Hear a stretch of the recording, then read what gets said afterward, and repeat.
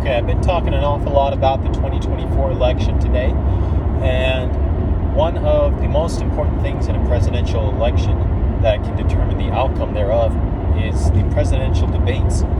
This is a long-standing tradition going back at least to Lincoln, probably long before that too.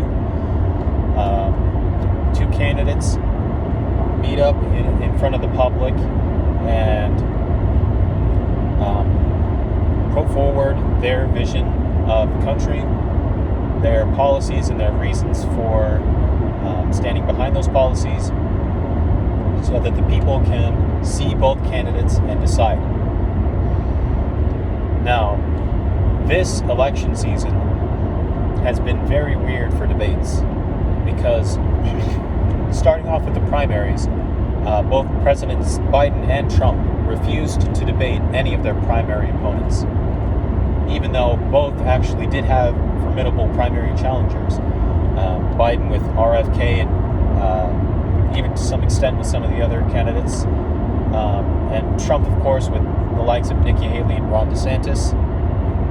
But neither one of those guys debated anybody in the primaries, and it was looking as if neither of them would end up debating each other in person throughout this entire election. Now, that all changed when President Biden ended up challenging Trump to a debate earlier in the summer. He came out very confident, challenged him to two debates, one to be held in June, the other in September. And he had some interesting conditions for these debates. For example, the mics would be muted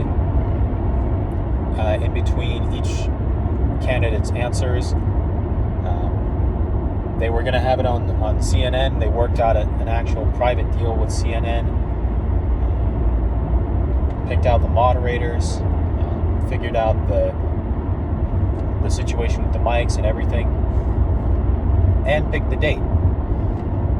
This is irregular because there's usually a nonpartisan commission that takes care of this called I believe it's just called the Commission on Presidential Debates. And these are the same guys who did the debates in 2016, in 2020, 2012. I don't know how long they've been doing it, but a long time, presumably. And Biden wanted to go around them. He did not want to go through them.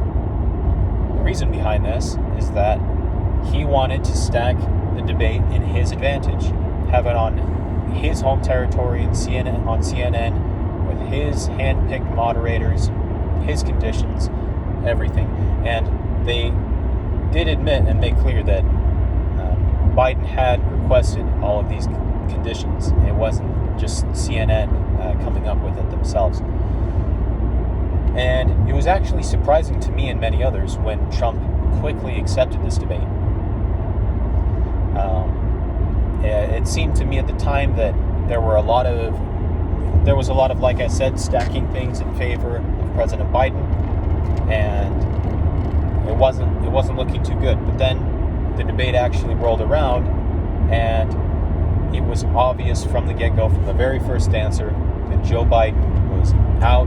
He was not there fully, bordering on senility, if not completely over that line, right?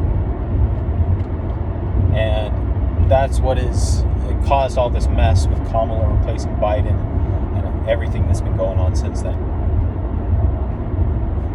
But now that we do have a new candidate in Kamala Harris, the question is, are Kamala and Trump going to have a debate? Now, Kamala was pretty quick to accept the September date for the debate that was supposed to be with Biden. The problem with that is that Trump never agreed to debate Kamala Harris. He agreed to debate Joe Biden. The Democrats staged a bloodless coup effectively against President Biden and replaced him at the top of the ticket, which obviously Trump had nothing to do with. He never agreed to any of that, but they went ahead and did it anyway. So the question is, will Trump debate Harris? Now, I've heard some reports that Trump is trying to get a debate worked out with her, but we should also address the question of should he debate her.